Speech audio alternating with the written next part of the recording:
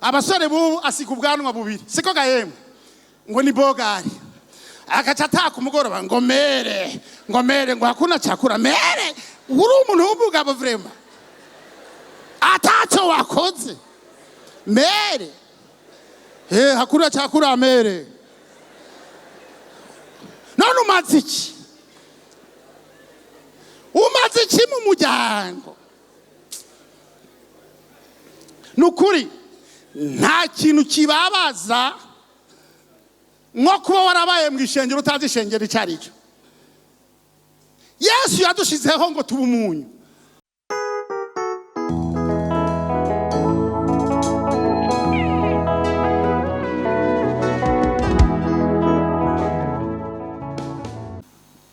Yesu ashimwe.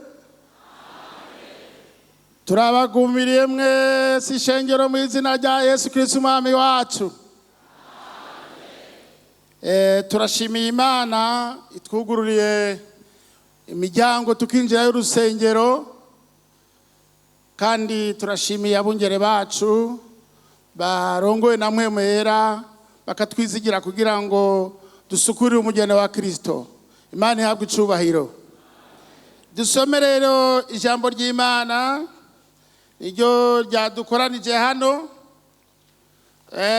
Ijambo ry'urufatiro turisoma hano mu gitabo c'Abanyefeso, Cete Paulo yandikiye Abanyefeso igice ca 4 ku kigabure ca 11.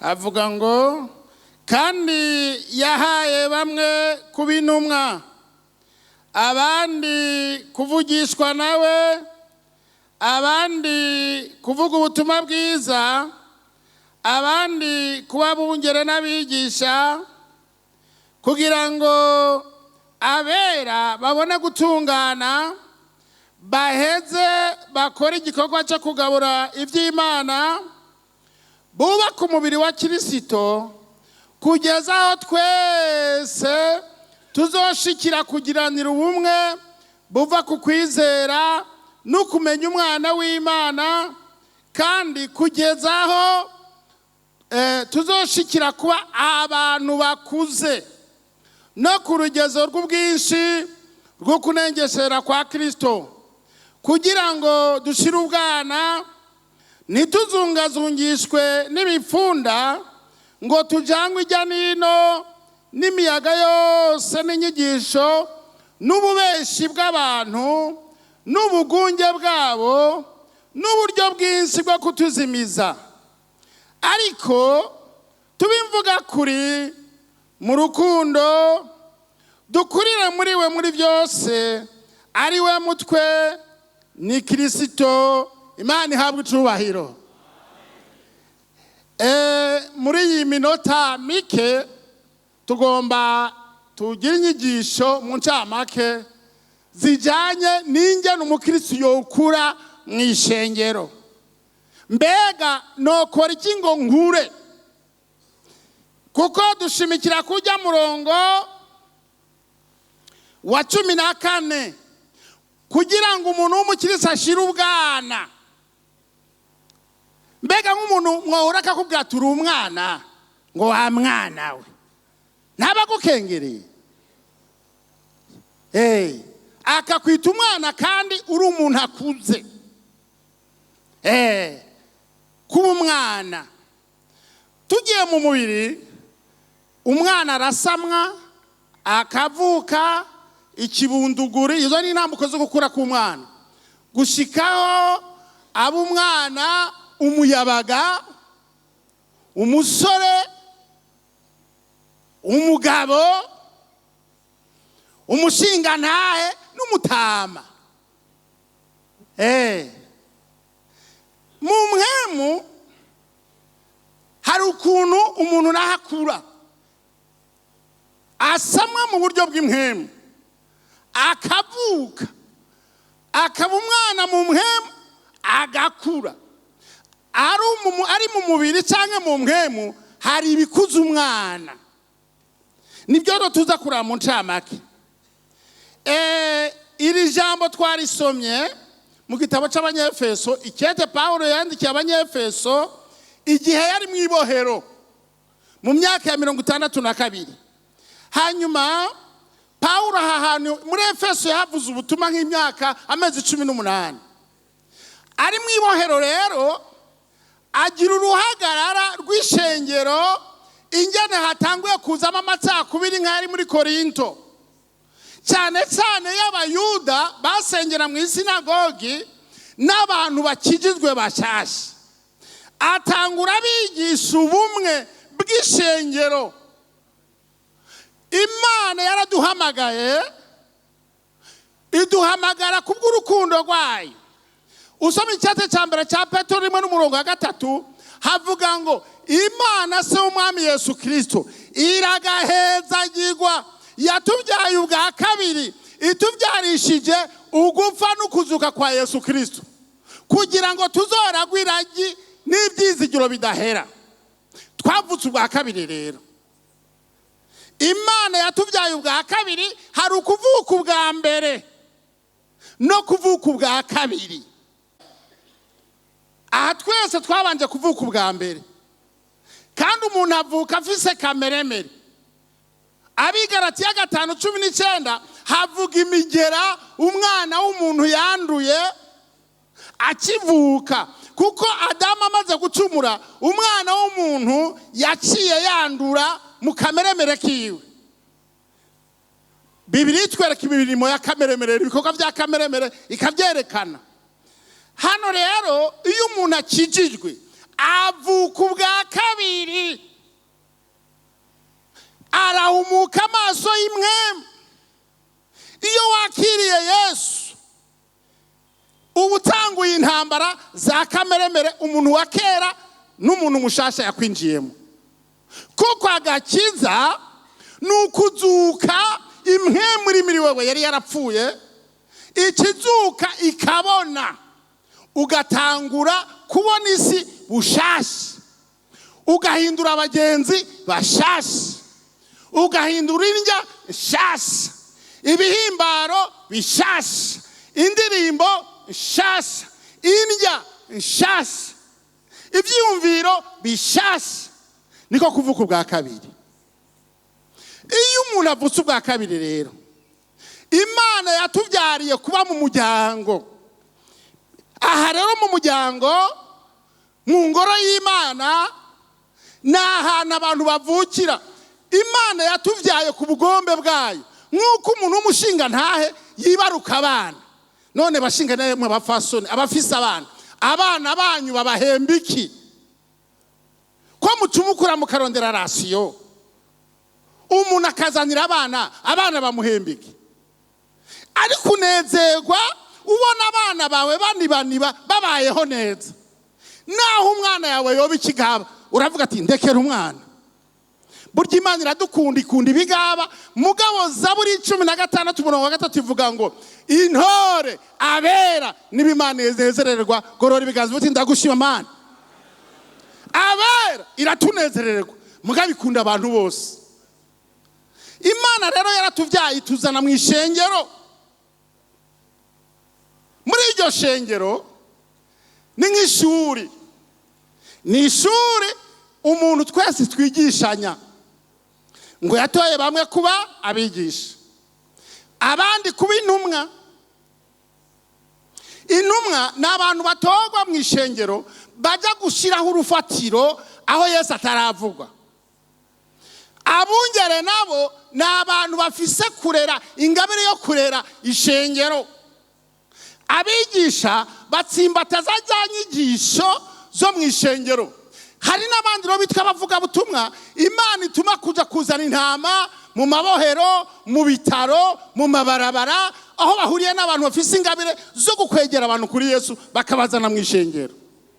N'izindi ngabire, kuririmba, gufasha abantu bagwaye, abo bose bari mu ishengero nk'umuryango. Turi umuryango rero, turi bene data. Imana yanezerewe no guhamagara abantu kw'isi yose, mu moko yose, kugira ngo ntabe ibyitiranwa n'abana. Yaciye idushirako ikidodo, iduha mwemu yera, kuko ushobora guhura n'umuntu ntiwamenya ko ashobora kwivugisha ibyo abakizwa atari we, ariko umwimotereje muri mwe hari ikintu kigukwega muri we. Amen. Hari ikintu aborozi bafise inka nyinshi bazishirako imbarati, natwe dufise imbarati. Hari ikintu kikubamwo iyo umuntu akijijwe, mwemu yera twashizwemwo atuma ataho guhenda, naho yo kwita umukizwa uramusesa ukamumenya. Ni abana hari igihe usanga abana mw'ishengero batata, no mu nzu iwacu abana baratata, ugasanga abana bapfuye imboga, ngo hari imboga yanje. Naho abana bapfa imboga ku isahane, mwebwe muri ababose abana banya ntibapfa imboga, ariko twebwe muri enteriyeri umuntu agura imboga indagara 5 akazigabura abana 5 ashiraho kamwe n'uduharage bakadumba mu bugari. Umwe rero agaca kubita gutya akakwega ubugari ati undiri imboga wewe, bagaca bafatana n'ubyinjiremo. Yesu ashimwe, Yesu ashimwe. Ishengero rero tumaze kuba abana turakura tuva mu bwiza tuja mu bundi. None dukuzwa n'iki? Iyo umuntu ari muto ari umwana baramugaburira, bakamuhibera konka, bakamuha bibero, bagafata indya bakazifyondera ku isahane kuko ataramera amenyo. Agakura gushikaho bamuha imboga n'igufaka akarihekenya. Bamuhaye umukeke bamutoreramo amagufa, ariko umuhinga wo kurya umukeke ahumena umutwe kuko aba amaze gukura. Umwana ntiyambika, baramwambika. Imvura iguye we ajya kuyitega yambaye ubusa. Hari umuntu atazi kwambara umwana uramwambika. Muzobona no mwishenge umuntu atari mu bafasoni n'inkumi, murazi intambara mugira abashefu dokorari, tambara neza. Ukabona umuntu aranigana n'impuza zikwegura sinzi yabazijyana, tambara neza. Nono tindambara ukunyene. Oya, umuntu akuze ntibamwa amenya uko yambara. Umuntu akuze ntushobora kumubwira ngo nturye iki, ngo none paseri ngo kunywa fangasi ngo ni icyaha, ngo none ngo fangasi ngo ni icyaha, ngo raha tangawize ngo imeze uko ngo none ni icyaha. None nta mpwemu yerugira.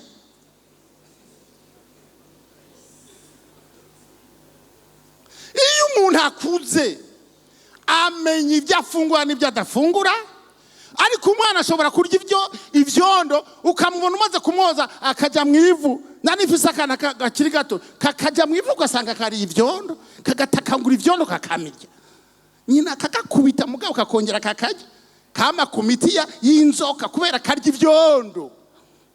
Umwana naho akizwa aratura ngo nejo nongeye, ngo nejo nongeye. Wongeye ibiki? Baca bagutanzira ngo wowe urinongeye kandi wasubiriye bya bintu, ngo n'umuntu abisubiriye mwari. None uri umwana nurakura, utegerezwa gukura. Niryo jambo ngomba tuyageko. Hari ibintu bishika kuri bine bituma umuntu akura. Icyambere dusoma ubutumwa bwiza uko bwanditswe na Matayo igice cya 4 n'umurongo wa 4. Ijambo ry'Imana dusoma hariya ubutumwa bwiza bwanditswe Matayo 4 n'umurongo wa 4. Havuga ngo duhere ku murongo wa 3. Umugeragezi azahari ati ni wabura umwana w'Imana bwira aya mabuye acika imitsima. Aramwishura ati byanditswe ngo umuntu natungwa n'umutsima gusa, ariko atungwa n'ijambo riva mu kanwa k'Imana. Gutungwa n'ijambo. Umuntu akuze mw'ishengero amenya gutungwa n'ijambo. Nimubona ko turi hano nidusohoka ubajije umuntu aca kubwira ibihuha byo kuri YouTube. Uti mwizi biki? Ati byo kuri Facebook. None nta jambo ryagufashije. Muri aya majambo ndiko ndavuga nta jambo ryagufashije. Cyangwa nuravuka ubwa kabiri. Ntuzi kwigaburira. Murazi ko hari abantu baza mu rusengero ntagire n'ikarine kandi azi gusoma no kwandika. Cyangwa afise nka diplome. Wambwira gute uri umukizwa ukabaho utagira ahantu wandika agakarine k'ijambo ryagufashije uzokwama umedita urisoma. Umva ko ari ikibazo. Ati mwizi iki? Ngo vyari biryoshe. None nta jambo ryagufashije. Nawe umuntu afungura indya zicaho dutegerezwa guca hakagira ibisigara bizogutunga. Umuntu akuze mu Mana ategerezwa gutahana ijambo ryamufashije. Bibiliya irimo amajambo abiri. Icyambere, Bibiliya nuyisoma uzoyirondere mu bwenge. Dusome Zaburi ya 19 gato umurongo w'indwi. Yirondere mu bwenge. Rondera ijambo ry'ubwenge uyu munsi. Zaburi ya 19 umurongo w'indwi. Turabe ikintu ibindi bishobora kuba magufa ariko hari inyama z'umusokoro, inyama ziryoshye zibiri. No ku mboga iyo bajya kugura imboga bagura inyama, hari inyama iryoha ivyangombwa. Murandonderera ivyangombwa. Reka ndabwira ivyangombwa biri muri Bibiliya. Imboga. Zaburi ya 19 umurongo w'indwi havuga ngo ibyagezwe by'Uhoraho biratunganye gose, bihembura ubugingo. Iby'Uhoraho yashingiye intahe nibyo byizerwa, bihimbura bwenge iki? Ubwenge. Icyambere Bibiliya kwigisha ubwenge. Si ubumenyi. Ubwenge ni iki? Mu gifaransa twakwita sagesse. Sagesse. Ubwenge. Ubwenge ni amakenga, ni ingene wigenza mu bintu. Harimo ibitabo by'ubwenge Bibiliya yita ibitabo by'ubwenge nka Yobu, Zaburi, Umusiguzi, indirimbo, bijya babyita iby'ubwenge. Mugabo ubwenge buri muri Bibiliya yose. Ubwenge ni iki? Ni ikintu kikuburira ati uze wigenza uku. Nko mu migani akakubwira ati mviriza, umunyamakenga agira gute? Ari ikinga. Ati ntuzu bindanyango. Ati uramenya gufata ururimi. Aho ni mu migani. Ati ntukamiza akarenge kwa mugenza wawe atazohava kugaya. Aho n'ubwenge ucuvuga ngo none usinzoza kumuramutsa. Reka kumuramutsa no kwindya zihiye nguvuge ngo hudi kuko indya zihiye azokugaya. Ubwo n'ubwenge, la sagesse. Kuba ikirofoke, kuba indanyango,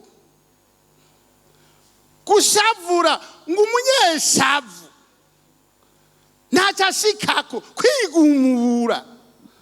Umuntu yigumura bati ariko wigumura kubera iki?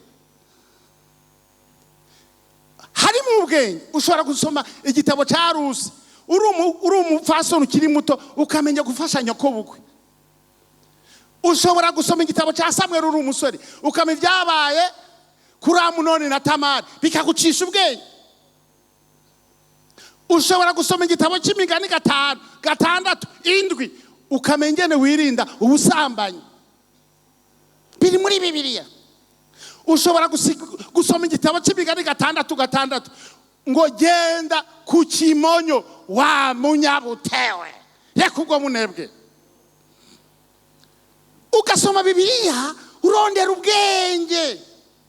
Niba kuvayo 20 yakuvuga ngo ntukibe, ngo ntugasenga ibigirwamana, ntukarahira izina ry'Uhoraho, wibuke kubahiriza umunsi w'isabato, ntukice, ntugasambare, wubaha ababyeyi, ntukifuze iby'abandi. Burya ni ubwenge. Imana yakuremye yo yirazi igituma yashizeho aya mategeko. Ntushobora kujya ku muduga ngo ushiremo amazi kandi unywe igitoro uzoca ukwama. Imana yavuze ibyo bintu irazi igituma, ngo none ngo nyoye uyu muti ngo hari icyaha, ngo n'abandi ntibabigira. Oya, ibyo bintu batongereye ni icyaha, kuko nyene isi n'ijuru yarabibujije. Ni ubwenge. Gira amakenga rero. Ikindi kigira kabiri urondera muri Bibiliya, urondera amasezerano. Dusoma Abaheburayo, ikete cy'Abaheburayo 6 umurongo wa 13. Ni ibintu bibiri by'inkoramutima biri muri Bibiliya worondera bikagufasha. Ntuza mu rusengero ngo utahe uko udakura. 13 bavuga ngo hamwe Imana yasezeranira Aburahamu isezerano, kuko tawe yogira indahiro ayiruta. Yayirahiye iti, eka no kuguha umugisha nzoguha umugisha, kandi no kukugwiza nzokugwiza. Niko byamubereye amaze kwihangana ahabwa ibyasezeranwe. Kuko abantu bagira indahiro ubaruta, no mu mpari zabo zose indahiro irengeje ikaba ariyo iheraheza. Nicyo cyatumye Imana, kuko igomba kurushiriza kwereka abaraga ibyasezeranijwe ingene imigambi yayo idahinduka, ishyira hagati indahiro kuba umuhuza, kugira ngo bibiri bidahinduka, ibyo Imana itabasha kubesheramwo biduheshe kurema cyane. Twega bashitse mu buhungiro, nibwo kugumya rwose ibyizigiro twashizwe imbere yacu. Ibyo byizigiro tubiviza nk'ikiziri ku mutima kigumye gikomeye, cinjira hirya y'igitambara gikingira hera cyane. Imana ishimwe cyane. Amasezerano muri Bibiliya harimo amasezerano menshi. Ubutumwa bwiza bwa Yohani burimo amasezerano ndwi bwonyene. Kuri 14 ngo nzoza kubajana, ngo imuhira kwa data hari amazu menshi. Niba upanze ugira ngo uzopfa upanze, cyangwa mugira ngo Yesu ateka umutwe. Oya, imuhira kwa data hari amazu menshi. Hari aho umuntu yicara mu ishengero ukamenga Yesu ntacyo yavuze. Imuhira hariya, hehe, imuhira kwande hari iki? Nk'ama etaje yo mu Gasekebuye cyangwa mu Kigobe none. Oya, birya n'ivyondo. Hari amazu. Bwira micaye ati hari amazu. Si kiwani. Hari amasezerano. Yesu aravuga ngo sinzobasiga nk'imfuvyi, nimuhumure, ndabahaye amahoro, mbahaye amahoro yanje, singaba nk'uko abisi bagaba. Ugaca usoma Yesaya 41 ngo mwana wanje Yakobo, ngo ntutinye, ndi kumwe nawe, nzokuzigama. Ngo reka kwama nguraba amaso ngujugumira, ngo ndi kumwe nawe. Yesaya 46 umurongo wa 3 ngo nzoguheka, ngo no mu butama nzoshikara kuguheka. Muri mwebwe mwese hari umuntu ataracuka none? Hari umuntu bagiheka? Ariko Imana iraduhetse. Gorora ibiganza. Haleluya. Imana iraduheka. Nahamagura rekera mugabira guheka. Wizoduheka no mu butama na mugabira muheka. Haleluya. Ngira ngo mugabe nta murusha imyaka myinshi ngaha.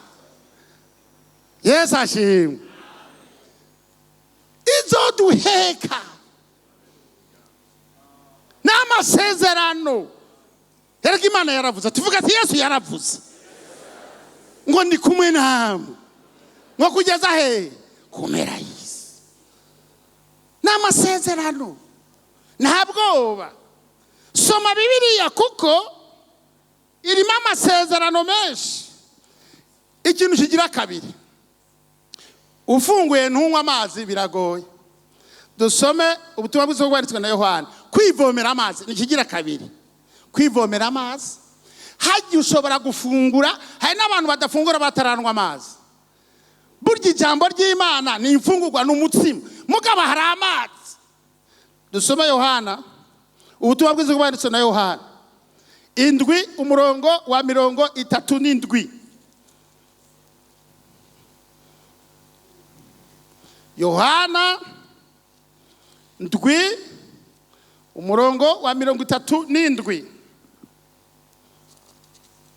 Havuga iki? Havuga ngo nuko ku munsi uherukira ya minsi mikuru ni uruta iyindi, Yesu arahagarara arasemerera ati, nambara ufise inyota naze kuri jewe wanwe. Unyizera inzuzi z'amazi y'ubugingo zizotemba ziva mu nda yiwe, nk'uko byanditswe bivuga. Ariko ibyo yabivuze kuri Mpwemu Yera, uwo abamwizera bagira bahabwe, kuko Mpwemu Yera atari bwatangwe, kuko Yesu atari bwashike mu bwiza bwiwe. Imana ihabwe icubahiro. Waruzi ko mu nda yawe harimo inzuzi? Amina, amina. Harimo inzuzi, harimo amazi. Ayo mazi rero ushobora kugumuma kandi ufise amazi. Hari ubuhinga bwo kuduza amazi. Mpwemu Yera, none ko ufise Mpwemu, ushobora kuma Mpwemu ari muri wewe. Mugabo hari ubuhinga. Reka ndabwire ubuhinga bwo kuduza amazi. Hari amazi bita amariba, hajya mu marambya turimba amazi bita amariba, tukimba bayita amajorojika, tukaduza amazi. Soma Ibyakozwe n'Intumwa 16. Ndabereka ingene umuntu aduza amazi muri we. Ibyakozwe n'Intumwa 16:25 bavuga gute? Maze nko mu gicuku Pawulo na Sila bariko barasenga baririmbira Imana, izindi mbaye zibumva, isica iranyiganyiga cyane giturumbuka, bituma umushinge w'inzu y'Ibohero unyiganyiga. Ako kanya inzuzi zose ziruguruka, iminyororo ya bose irabohoka. Imana ihabwe icubahiro. Pawulo na Sila bari mu ibohero, impatane.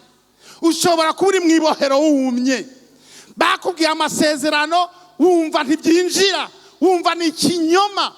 Pawulo na Sila Imana yari yamuhaye amasezerano, ariko birashika ashikana arafungwa. Abona abasirikare bamushize mu ibohero, atangura gutera agakorasi.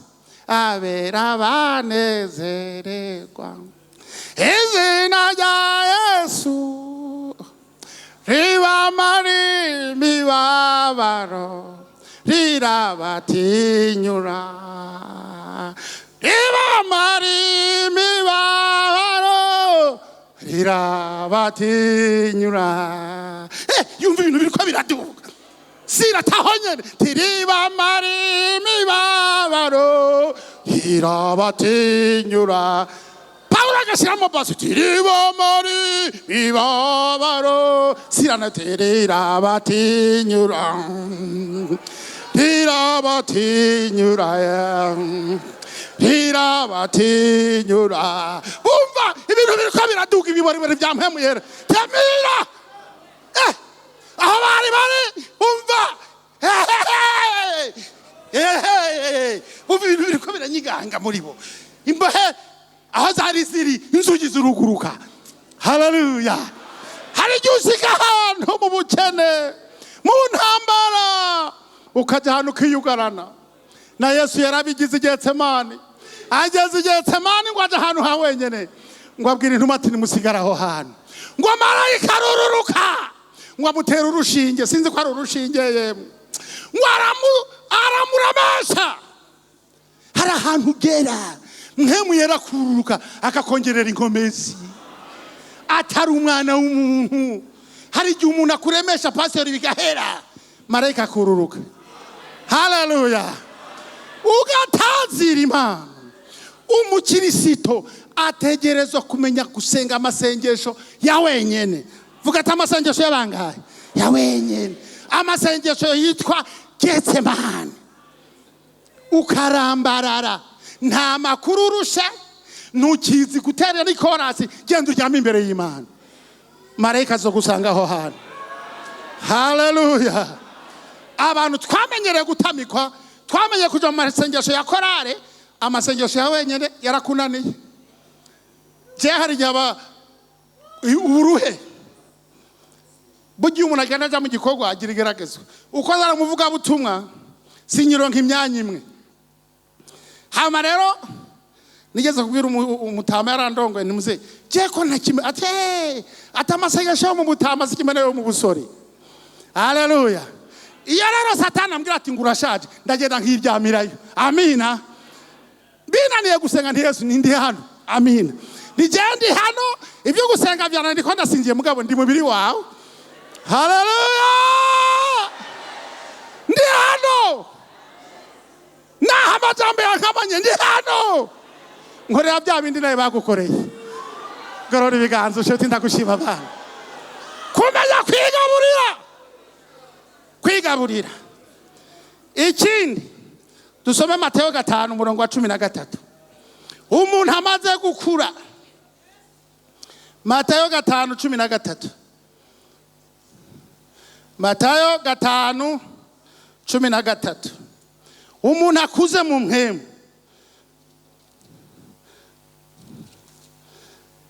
Dusome. Havuga ngo muri umunyu w'isi. Ariko iyo umunyu uhaze uburyohe ubukizwoshwa n'iki? Ntacyo ubukimaze atari ugutabwa hanze ugahonyangwa n'abantu. Muri umuco w'isi igisagara cyubatse ku itaba ry'umusozi ntigishobora guhishwa. Imana ihabwa icubahiro. Iyo umwana akuze mu muryango hari ikintu kimuranga ko yakuze. Namambwira abahungu banje ni umugize imyaka 18. Ubu rero mugaheza kaminuza nimuzosubira kurya ku isaha nemutamaye amahera. Nibikunda. Ariko bamama mwebwe murabona abasore bubu asika ubwanwa bubiri. Siko gahemwe. Ngo ni bogari. Akaca ataka umugoroba ngo mere ngo hakuna chakura mere. Uri umuntu w'umugabo vrema. Atacho wakoze. Mere. Hakuna chakura mere. None umaziki. Umaziki mu muryango. Nukuri nta kintu kibabaza nko kuba warabaye mu ishengero utazi ishengero icarico. Yesu yadushizeho ngo tuba umunyu. Siko gahemwe. Turyohera abantu. Vuga ati ryohera abantu. Umugabo akaryohera umudamu. Siko gahemwe. Ugeze muhira ukaryohera madamu ugakora utuntu tw'utugenegene. Madamu tikaribu. Madamu akakwisha ati muratuhu. Kubyo muzanye. Ugacuzana ishashi. Siko none. Akaza bukebuke nk'imbata bukebuke. Siko none. Muryohera abana. Haleluya. Madamu ngo amahoro seri akaca kwita seri. Tamahoro seri wanje tamahoro mzee. Bwa bwana bukakuvyumbira. Siko none. Bya bihungu navyo bikaza ati vie habari gani vie.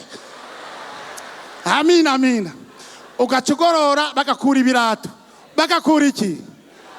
Ryohera abantu. Ukaryoha. Amina. Ukaryohera abantu muri korari. Burya ari ndahiryoha. Umuntu yarandyoheye. Ejo nari mfise ibintu bigoye. Umuduga wanje buri gitoro. Ndabivuga Yesu ashimwe. Mpamagara umukirisitu mbuzi igitoro umuduga uramagara ati nyaruka hano kuri station ndaguha. Amina. Ami gitoro ubwo ntiyandyoheye. nubu naramubuze mbagara mugumbira ni wandyoheye nani kubera iki yavuze ngo ntusibe ibikorwa by'Imana genda baguhe igito niyagihaye rukundo yagihaye Yesu turyohera abantu amina amina ntiyagihaye jewe ntiyari kukimpa jewe yagombye ko avuga ati ujya ko agiye kuvuga ubutumwa ntazabure igitoro cyo kuza kwigisha abanyeshuri ba Bibiliya reka none umva atarandyoheye aho ubutumwa buzoshikana warimo gorora ibiganza kuryohera abantu mu rubanza ukaryohera abantu n'ubu umuntu w'ingumye wewe ryohera abantu bumuco wa mwana we ryohera abantu ryohera umuryango umwe yoza ivyombo undasonga ubugari suko none bw'iromica iti ryohera abantu dusoma Yakobo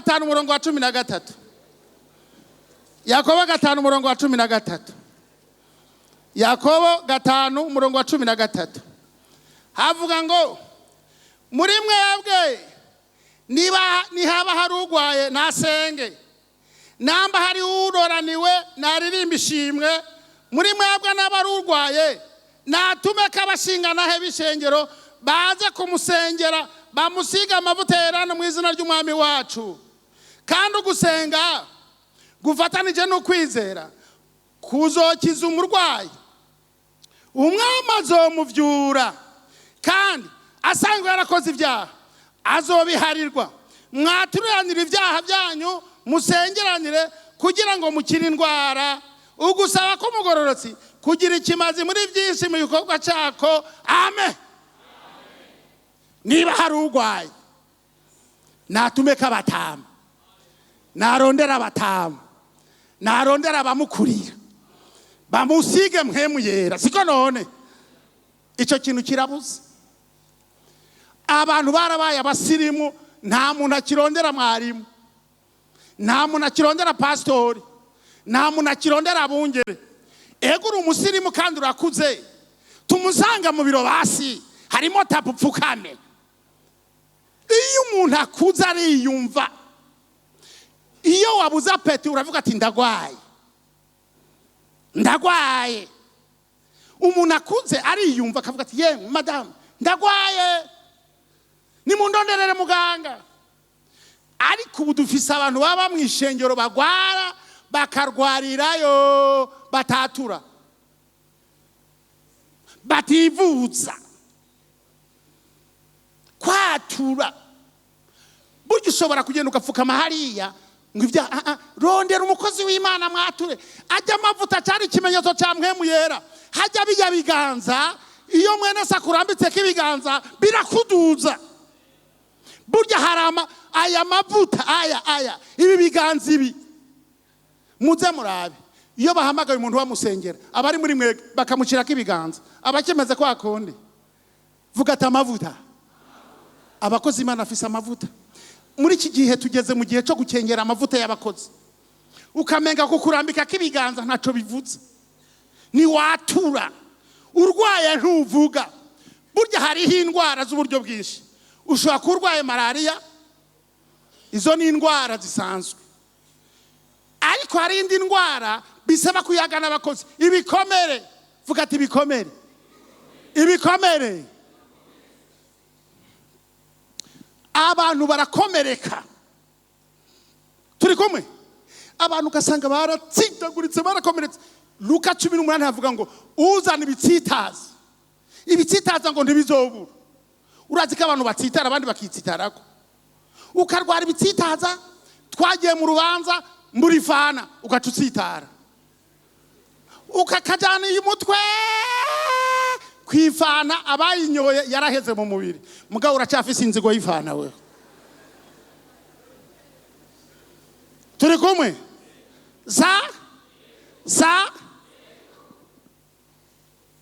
jeje wundi jendi mu maramvya haje umukirisa arambaza ati none pasi ati sa ko twumva ngo muri Pentecote abantu ngo muri ko muracana mo nibiki kandi namubwije ukuri wewe uri mu marambye wabyumvise ngo kuri WhatsApp numvirize je kurya ubibona niko nanje ndabibona je hari ico bita urwego hari urwego rw'abavuga butumwa wewe winjira yo teka urwego rw'abapastori wewe winjira eka bijya niba byabereye mu bungere bazogenda babihereza iyo bazobihereza hehe iyo sindaja muri sepebu representa nguriye ibikorerwa ntabyo nzi ntabizonsitaza ntabyo nzinjiramo turavukana ndabaha akarorero umugabo n'umugore baragwanye bamaze kugwana abana bavukiye muri iyo nzu baramufata ko bari bashaje ati mugende iwanyu aho mwavukiye twebwe turi hano hariya bageze hanze igikonyezi kibiseti nimutubabare twongera kurwana ariko hari ahandi byabaye hari umuntu arabye hansi ntagire ngo namune yibanga abana barwanye ku ishengero bafata papa ngo je ndi wa papa abandi ngo ndi wa mama erega bahugishije mama bamuzana hano mu Carama aho papa na mama bagwanye abana bamwe baja kuri papa abandi baja kuri mama bamugira inama tahukana sha wa mutamba kazarara mu Carama ngo ngo ngiye kuraba mutama none babahukanisha bari barabahuje sije no hahera Yesu ashime